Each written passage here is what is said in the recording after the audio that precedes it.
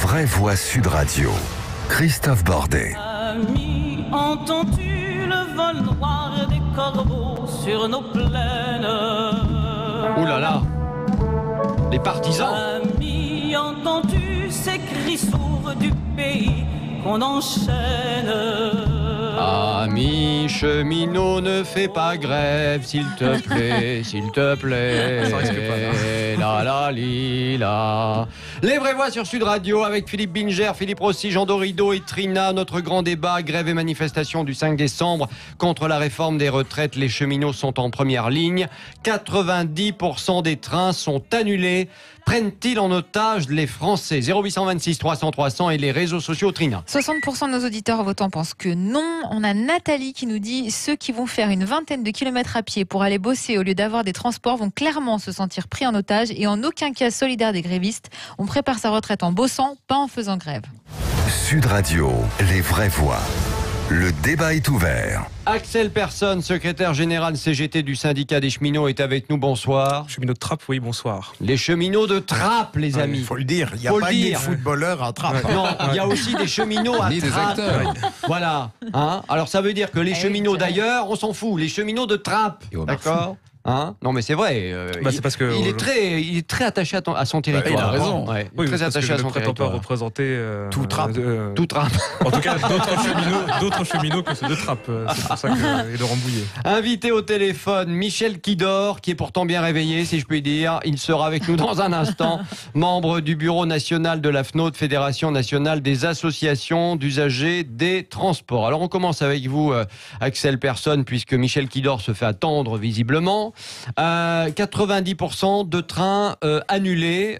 J'ai envie de vous dire, une fois qu'on nous a dit ça cet après-midi au niveau de la direction de la SNCF, on se dit, non mais c'est même pas 90%. 90%, ça veut dire qu'il y aura 100% des trains qui seront annulés en fait. Oui, de toute Aucun façon, train ne va circuler. Dans plusieurs lignes, c'est le cas, notamment celle où moi je roule, il n'y a aucun train. Entre qui où et circule. où, vous? Moi j'ai sur la ligne N et la ligne U notamment, donc la ligne U est entièrement fermée, la ligne N est aussi fermée. Donc ça va d'où à où pour qu'on ça va comprenne de bien? Paris à Dreux, Paris à Rambouillet et Paris, Mantes-la-Jolie, pardon. D'accord, Et, d'accord. la ligne U, c'est entre la Défense et la Verrière, et toutes ces branches-là sont entièrement fermées à la circulation à compter du jeudi 5 décembre. Donc vous, à compter du jeudi 5 décembre, compter du c'est jeudi important 5 ce que vous venez de dire, décembre. à compter du... Donc c'est pas uniquement le jeudi 5 décembre, vous non. pouvez nous le dire déjà. Bah oui, ça c'est une certitude, oui. Aujourd'hui, une certitude. le mouvement il est reconductible, donc il sera voté en Assemblée Générale la reconduction ou pas du mouvement. Oh ben là, vous Mais venez au vu déjà des- de le reconduire, mais alors il n'y a pas besoin d'avoir un vote. Mais disons, je n'ai pas de boule de cristal, mais je peux, sans trop m'avancer, Oui. penser que le gouvernement ne risque pas de reculer après la de manifestation suite, et en la tout grève cas. du jeudi 5 décembre. Donc, Oui. sans présager du vote démocratique de mes camarades réunis à l'Assemblée Générale, je Oui. pense néanmoins que cette option sera retenue Donc par ça veut mes dire que collègues. le vendredi, ça sera le bazar aussi, en gros.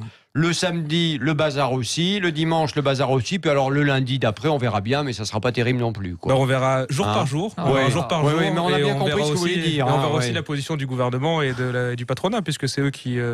Leur position sera quand Mais même enfin, assez déterminante. la sur seule solution pour s'en sortir et pour que ça s'arrête, c'est que le gouvernement, si j'ai bien compris, retire son projet de réforme. De toute façon, il ne s'agit Bah, bien même sûr. pas de l'aménager. Qu'on ne bien connaît sûr, pas encore Et d'ailleurs. qu'on ne connaît pas très bien encore, si ce n'est qu'on Bon, pense connaît qu'on va y laisser des par plumes. point. Mais bon. On connaît quand même les grandes lignes de la Oui, réforme. oui. Aujourd'hui, ils ont déjà expliqué que les modalités de calcul de la pension vont être modifiées pour le régime général, je tiens à le préciser quand même, Ouais. général Ouais, non, du mais c'est privé, vrai, c'est vrai. et le régime aussi dit particulier comme les nôtres, et aussi celui de la fonction publique, enfin tous les régimes qui vont être calculés sur l'ensemble de la carrière, donc ça va mécaniquement mener à une baisse des pensions, et aussi évidemment avec ce système de calcul à points, avec une limitation, donc c'est un peu technique, mais bon c'est quand même important de le dire, c'est-à-dire que le montant des pensions versées à l'ensemble des régimes ne doit pas dépasser 14% du PIB, Ça, selon c'est le vrai. projet de loi. Ça, c'est un Donc, vrai problème. voilà, Je suis et donc, d'accord avec et vous, donc, parce avec que ça veut dire l'augmentation qu'il y aura du nombre de pensionnés, Non, mais- on va être de plus en plus nombreux autour de Ouais. la table avec un gâteau qui reste bloqué à 14%. Voilà. Et donc, il mécaniquement, on ne peut n'y que aura baisser- plus jamais d'augmentation donc on à peut des que retraites. mécaniquement baisser Oui. les pensions. Donc et ça c'est vrai qu'on soit à la SNCF, qu'on soit dans le Carrefour à Monoprix,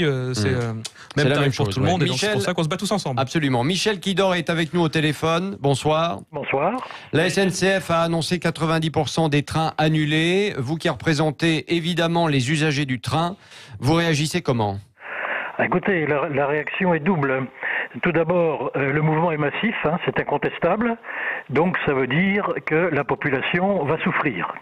et notamment les gens qui sont obligés de se déplacer pour aller travailler. Quand on a de la RTT, quand on fait du télétravail, ça va. Mais pour tous les gens qui travaillent hôtellerie, hôpitaux, les travailleurs postés, les gens vont souffrir. Deuxième remarque, le rapport de force, il est clair, il est établi, avant même d'ailleurs que la grève ait commencé, puisque, comme vous le dites, et selon toutes les infos, il y a au maximum 10% des services qui auront lieu demain. Donc, le gouvernement... Après-demain. Oui, et voilà. Enfin, à partir de demain soir. À partir de demain soir, oui, d'ailleurs, je suis dans le Grand Est et ça commence très fort dès demain soir, donc les gens vont souffrir dès avant le 5. Donc le rapport de force, il est établi, et nous, ce qu'on pense, c'est que le gouvernement va devoir répondre, peut-être même un peu avant la date qu'il avait prévue pour répondre. Donc, à la limite, ce qu'on dit, le rapport de force étant établi, la grève peut cesser. Les syndicats ont montré leurs dents. Le gouvernement va sans doute comprendre le message. Donc, la grève peut s'arrêter, quitte à reprendre quelques jours après, si jamais, effectivement, les négociations n'aboutissaient pas. Mais dès aujourd'hui, à vous entendre et à lire les infos qu'on reçoit depuis cet après-midi, le rapport de force est clairement établi. Enfin, Michel Quidor, pardon de vous le dire, vous savez très bien, le gouvernement peut peut-être faire une déclaration, un aménagement de je ne sais quelle partie du texte, mais le gouvernement ne va pas dire demain ou après-demain on retire la réforme. Non, enfin, je ne veux pas me lancer dans la polémique politique. À moins que vous ayez des infos. Hein, non, on n'a pas d'infos et non, mon intention n'est pas de lancer une polémique politique, c'est simplement de dire le rapport de force, il est clair. Donc, il y a peut-être une voie, une issue pour que la vie des gens soit simplifiée le plus rapidement possible. Si on entend que la chose peut s'éterniser jusqu'à Noël, je ne vois pas comment la population va réagir, ni comment les gens vont pouvoir supporter ça. Donc nous, ce voyant, on a un peu réfléchi en amont à la FNOT, à la Fédération des usagers des transports. Il y a quand même un problème. Aujourd'hui, qu'est-ce que le service public ? Le service public, c'est un service essentiel. Le service essentiel, il est totalement absent. Pendant combien de jours ? 1 jour, 2 jours, 3 jours, 1 semaine, 2 semaines. Tout arrêté, c'est un service essentiel. Où est le service minimum ? Où est le service minimum ? Alors, où est le service minimum ? Ça, c'est une vraie question, parce que le service minimum, qui n'est pas dans la loi, c'est le service prévisible. Le service minimum, ça veut dire qu'on peut éventuellement réquisitionner les conducteurs qui ne veulent pas travailler, donc ça veut dire d'envoyer chez les gens des gendarmes pour les chercher. Vu l'état du dialogue social à la SNCF, je ne pense pas qu'on ait besoin de ce type d'épisode pour faciliter les négociations. Donc le service minimum qu'on emploie de temps en temps, effectivement à tort, il n'existe pas, c'est un service prévisible. C'est le service qui est établi en fonction des gens qui se sont déclarés grévistes et ceux qui se sont déclarés non grévistes. Mais s'il y a 100% de grévistes, il n'y a pas de service prévisible. Bah oui, c'est ça. La question, on est rendu à la question précédente. Le service public, puisqu'il est public, il est essentiel. S'il est essentiel, pourquoi doit-il disparaître et être réduit à néant ? Et ça, nous sommes aussi les défenseurs du service public, notamment, comme je le disais, qui s'adressent aux gens qui ont le plus besoin de se déplacer pour travailler, qui sont pas tous des cadres supérieurs, qui sont des gens postés, des gens qui doivent bouger. Et là-dessus, on pense qu'il y a quand même une réflexion à mener pour qu'il y ait minimisé. On n'est pas contre le droit de grève.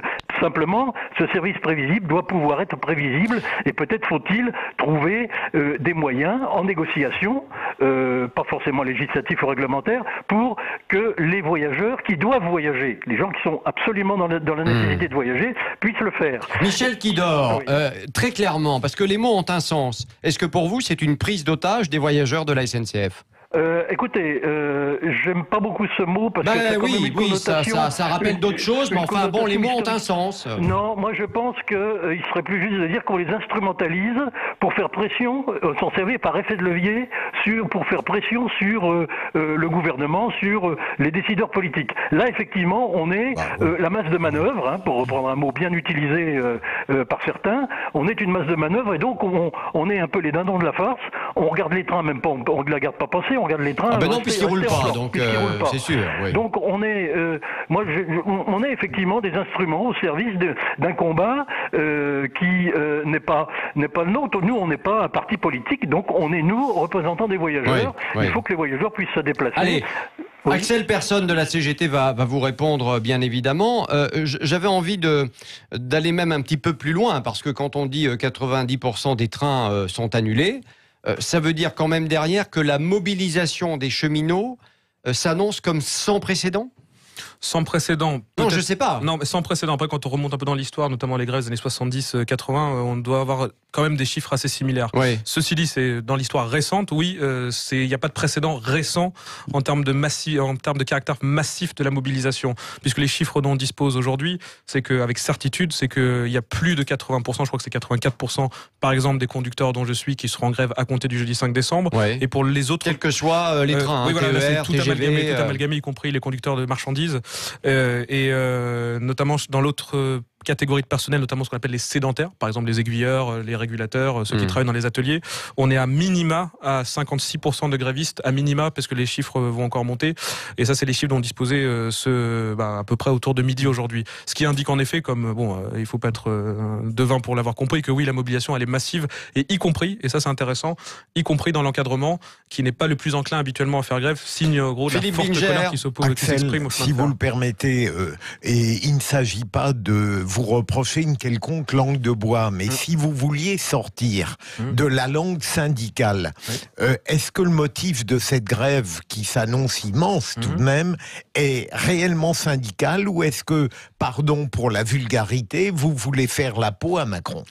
Disons, je vais répondre très clairement à cette question. Déjà, en premier lieu, il faut quand même rappeler les choses. C'est Macron qui veut faire la peau aux cheminots, aux travailleurs en général, notamment en matière de retraite. Donc oui, aujourd'hui, il y a la question des retraites qui est en train de servir de point de bascule et de cristallisation de la colère qui s'exprime dans la société. Mais évidemment, il suffit de regarder ce qui s'est passé ces dernières années et ces derniers mois. La colère, elle va largement au-delà de la question des retraites. Et à partir du 5 décembre, il y aura plein de secteurs qui seront en grève. Il y a les hôpitaux qui vont aussi rejoindre à nouveau.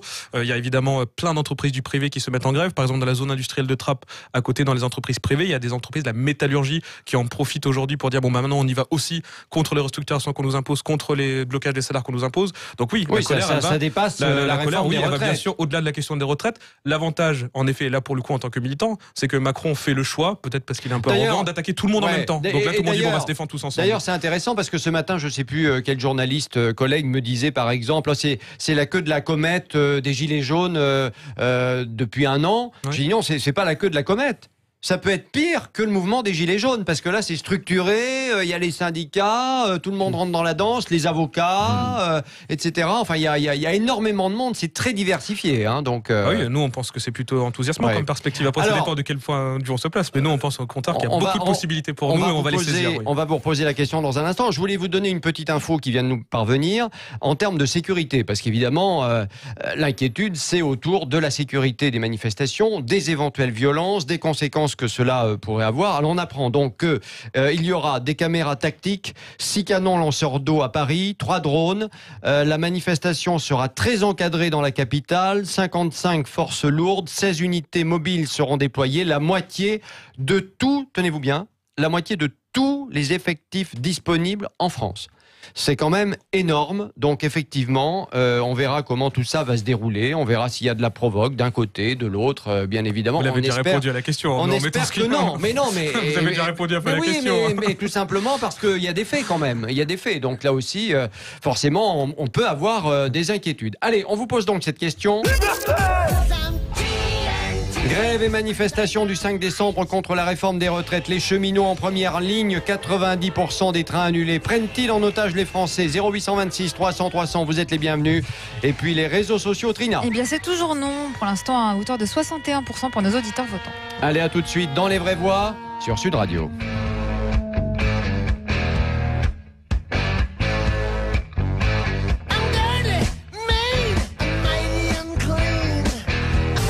Vraies Voix Sud Radio. Christophe Bordet. Una mattina mi sono alzato, bella ciao, bella ciao, bella ciao, ciao, ciao. Una mattina mi sono svegliato e Ho trovato lì. Quel organe, hein? Ça vous fait pas rêver cet organe, vous? On a entendu Maître Gims quand même. Ouais. Soprano, voix de soprano. Ouais, c'est fou. Hein. Ça vous plaît? Bien sûr. Ça vous excite? Et vous poussez la chansonnette aussi. Calmez-vous, Christophe, calmez-vous. Mais depuis hier, on vous arrête pas. Mais c'est vous, je sais êtes pas. ben, voilà. Ouais, d'accord, Ouais. calmez-vous, vous Hein avez une émission à faire. C'est vrai, c'est une honte. Les vraies voix sur Sud Radio avec notre grand débat, grève et manifestation du 5 décembre contre la réforme des retraites. Les cheminots en première ligne, 90% des trains annulés. Prennent-ils en otage les cheminots? Prennent-ils en otage les Français? 0826 300 300 et les réseaux sociaux, ma chère Trina, ça donne quoi? C'est Allez. toujours non à 61% et on a Vincent qui nous dit non, la grève est contre le gouvernement, pas contre les usagers. Arrêtez de toujours vouloir diviser les Français.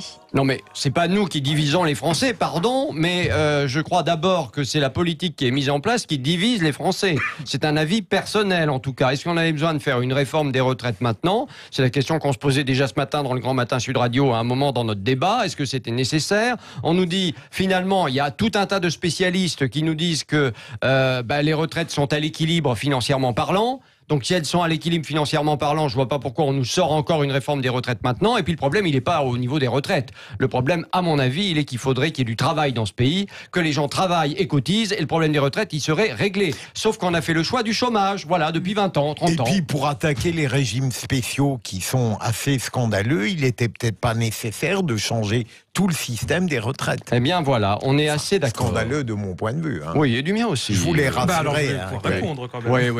Oui, non mais allez-y, répondez alors Parce à que l'ex justement, personne. quand même sur ce qu'on appelle les régimes spéciaux, justement très rapidement, hein, parce qu'on va pas passer toute la soirée dessus, mais, Non. mais les régimes spéciaux, Ça représente on les que appelle 3% des tout à fait, retraites. mais hein, on les c'est appelle pas- les régimes dits spéciaux, enfin ou particuliers, peu importe, parce qu'ils étaient présents avant la création de la sécurité sociale et la généralisation notamment des retraites. Ouais. Et quand ils ont été créés, c'est un peu comme les congés payés. Il y avait des corporations comme les mineurs de charbon ou les cheminots, ou en partie aussi, mais c'est pas tout à fait la même chose, les portuaires qui avaient des régimes de ce type. Et quand les autres ouvriers ont voulu obtenir la même chose, ils ont dit on prend exemple sur les cheminots, comme avec les congés payés. Et ça a toujours été le sens de l'histoire, c'est-à-dire on prend exemple sur les professions les plus mobilisées et les plus puissantes pour étendre leurs droits. Et aujourd'hui, on est en train d'opérer le sens inverse. On est en train de et c'est dans ce sens-là que la politique est réactionnaire au premier sens du terme, c'est-à-dire le retour en arrière, et c'est pour ça que nous on s'y oppose. On estime peut que dire que du camp du ces progrès. régimes spéciaux coûtent plus de 3 milliards à la collectivité des Français qui travaillent. C'est une belle solidarité, c'est vrai. Maintenant, bon, ça représente quand même 3% beaucoup des d'argent. retraites. Oui, 3% des 3%. retraites, plus de 3 milliards. Hein, Oui, non, mais d'accord, auprès de la 3% des collectivité. C'est-à-dire que les retraites. personnes qui travaillent, qui ne bénéficient pas du même régime, payent, abondent la caisse, qui est déficitaire sinon. Donc je ne pense pas que les Français soient divisés, ils sont au contraire très solidaires. Simplement, ça va plutôt dans le bon sens, dans le sens de l'égalité, de l'équité, de faire en sorte que peut-être un jour, Non, mais chacun soit la traité la de la même vérité- façon. la Pourquoi pas vérité- construire, pourquoi pas aligner par le haut? Parce Alors que c'est ça voilà, le débat. c'est exactement ce que un j'allais débat par le dire. Parce qu'il n'y a pas d'argent. Ouais, Mais Mais l'argent, c'est mais faux. ça, mais Voilà, c'est pas voilà, vrai. voilà, Mais c'est c'est pas le faux, problème. mais Ça, c'est faux, mais c'est faux, docteur. Mais vous savez pas. Non, mais Bah, attendez. très bonne nouvelle, mais Non, mais arrosons ça. attendez. Non, mais Alors, c'est non, une non, question, non, on a de l'argent, très bien. non. Très bien. On dit il n'y a pas d'argent. Mais je le disais déjà ce matin, il n'y a pas d'argent pour les policiers, par exemple. Il n'y a pas d'argent pour les augmenter, les policiers. Mais on a quand même trouvé là plusieurs millions d'euros pour acheter des nouveaux LBD. Fabriqués en France, made in France, des LBD pour aller éborgner les Alors, manifestants. Écoutez, mon Ça, cher, on l'a trouvé, mon ça. cher Bordet, je vous On l'a conseille trouvé cette d'écrire semaine. au président du Trésor. On l'a trouvé cette qui semaine. travaille Non mais Christophe avec a des grosses raison. têtes pour Jean, faire un budget. Christophe a raison. À chaque fois qu'il y a des événements ou des catastrophes ou autre chose, on trouve toujours et 3 millions Non, et mais- 4 millions et Mais 150 quel millions. rapport entre l'achat de Non, mais- LBD non, et le on trouve de problème l'argent, on trouve de Non, l'argent quand on veut en trouver dans ce pays. Évidemment que Attendez, Dieu merci, mais la pas de France même niveau. a de l'argent dans ses caisses qu'elle doit distribuer de la façon la plus sage possible. Donc oui, évidemment, la France sait faire face aux urgences. Toutefois, c'est quand même pas très compliqué. Il y a de l'argent qui rentre, il y a de l'argent qui sort. Et manifestement, ce que les caisses de retraite vont devoir sortir pour les personnes qui ne travaillent plus et qui méritent justement d'avoir une rente pour fêter de leurs vieux jours, et ces caisses se réduisent comme peau de chagrin. Et il faut bien trouver des solutions. Enfin bon, on peut toujours dire, en tout cas, juste une chose, on peut toujours dire qu'il va falloir travailler jusqu'à 67 ans, par exemple. De toute façon, aujourd'hui, la majorité des plus de 55 ans sont déjà au chômage. Il n'y a pas de boulot. Donc c'est ça le problème numéro un. Vous pouvez me raconter tout ce que vous voulez avec votre réforme, Dorido. Je suis désolé de vous le dire. Ça devient Votre une réforme. réforme, ça ne marchera pas. Quelqu'un la C'est tout. connaît à fond, alors. Oh, mais c'est insupportable. Écoutez, Michel Kidor est toujours avec nous. Merci d'être avec nous. C'est un peu animé, mais qu'est-ce que vous voulez, ça nous fait débattre tout ça, bien évidemment. Et puis il y a Abdelak au 0826 300 300. Abdelak, bonsoir.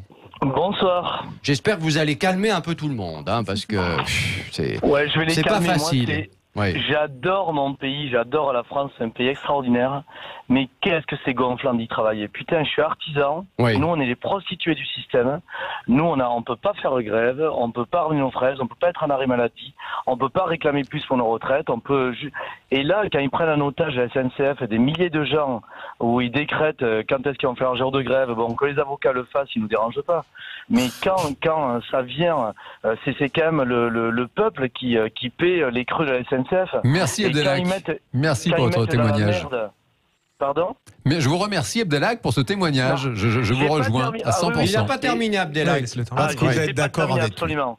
Et en fait, voilà, je suis fatigué. J'adore mon pays. C'est un des meilleurs pays du monde. Les Français ne le savent pas. Vous pouvez aller, n'importe quel être humain vient accoucher en France, on va rien lui réclamer parce qu'il y a une solidarité. J'aime cette solidarité française, je suis fier d'être français. Vous allez en Angleterre, aux États-Unis, non, mais vous avez raison. Vous allez devoir payer 15 ou 20 000 euros. Voilà, on a un pays qui est extraordinaire. Aujourd'hui, on nous demande de faire les efforts. On a voté à la majorité pour quelqu'un, qu'on pensait centriste, qui allait mettre des coups de droite et des coups de gauche et qui allait faire le bon dosage. On a voté à la majorité. On a un plan de 5 ans. On a signé pour 5 ans quand on a voté. Mais en France, le problème, c'est que on donne l'accord, et j'ai fait partie des gens qui ont voté pendant 5 ans pour ce thème-là. Je dis pas que je voterai pour lui encore dans 5 ans. On doit laisser les gens travailler et voir qu'est-ce qu'ils veulent faire, que venir les faire chier au bout de 3 mois quand ils ont été mis en place. Dans une entreprise, c'est la même chose. Qu'on laisse bosser les gens. Et quel que soit le gouvernement, de toute façon, les Français viendront toujours chialer. Et jamais ils remercieront. C'est vrai, non mais vous avez raison, on est des râleurs en plus, donc forcément. Mais c'est chiant, mais oui, je sais bien. On doit être assez le verre est à moitié pour vide. relativiser. Ouais. On doit être assez mature pour relativiser. Bien sûr qu'on va faire des efforts. Après, il y a des choix où on préfère privilégier des gens qui touchent davantage avec des milliardaires qui s'enrichissent encore plus. Moi aussi, bien sûr, j'aimerais que les gens vivent décemment. Je suis un gamin de la DAS. J'ai pu vivre aujourd'hui grâce à la solidarité qui m'a payé ma scolarité, qui m'a aidé. J'avais plus mes parents à l'âge de 10 ans. Je suis fier de mon pays. Je suis fier de payer mes impôts. Ouais. Alors on va laisser répondre évidemment Axel Persson de la CGT qui est avec nous, Abdelhak. On va le laisser répondre. Est-ce que vous comprenez aussi ce que dit Abdelhak? Abdelhak, il dit moi je suis artisan. On le sait, hein, les artisans malheureusement sont pas les plus appréciés du système. Il faut quand même le dire. C'est difficile. Ils sont indépendants. Ils sont hyper taxés. Ils ont des retraites de misère. Même si là on nous dit qu'il n'y aura plus une retraite en dessous de 1 000 euros, on espère que ça arrivera. Vous lui répondez quoi? Parce qu'en gros il dit vous êtes privilégié par rapport à lui, donc c'est bon quoi. Voilà. Bon, après ça dépend, artisan, mais ceci dit, quand on regarde dans l'histoire, en effet les artisans, quand le régime de la sécurité sociale a été créé, ont refusé en fait de l'intégrer. C'était dans 1945 que c'était une mobilisation assez forte des artisans qui refusaient de l'intégrer. Si aujourd'hui la position majoritaire des artisans, c'est de revenir, ce qui, à mon sens, était une erreur à l'époque, oui, on peut en discuter, comment les intégrer dans le régime de la sécurité sociale. Mais en revanche, il ne faut pas présenter cette grève, après on peut se voiler la face, comme une grève que de cheminots ou d'agents de la RATP, parce que dans le privé, en fait, j'ai cru déceler un accent du Sud, mais je ne sais pas d'où il vient, notamment dans les Bouches-du-Rhône. Vous inquiétez pas, la grève dans le privé, elle sera massivement suivie. Après, je ne sais pas exactement d'où vous êtes. Abdelhak, il est de Mont-de-Marsan. Voilà, mais donc voilà, je ne sais pas exactement. Vers là aussi, vous inquiétez pas, dans le privé, ça va être très suivi aussi, notamment dans l'industrie chimique, dans les ports, évidemment. Attendez, peut-être qu'on soit le 5 au soir. Ah oui, non, mais ça c'est une certitude. On va je veux dire, attendre. Mais on va attendre le 5. Mais justement, la grève, on sait qu'elle va être suivie dans le privé, dans plusieurs entreprises du privé, et c'est ça aussi qui va faire la force de cette grève. Donc c'est pour ça cette opposition un peu factice entre privé et public.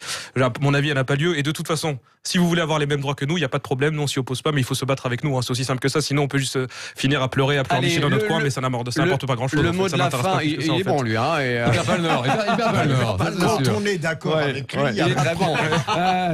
Michel qui dort pour terminer au téléphone. Quel conseil vous avez envie de donner aux usagers du train qui ne vont pas pouvoir circuler? J'ai aucun conseil à leur donner. J'ai simplement un élément de réflexion à donner à tout le monde.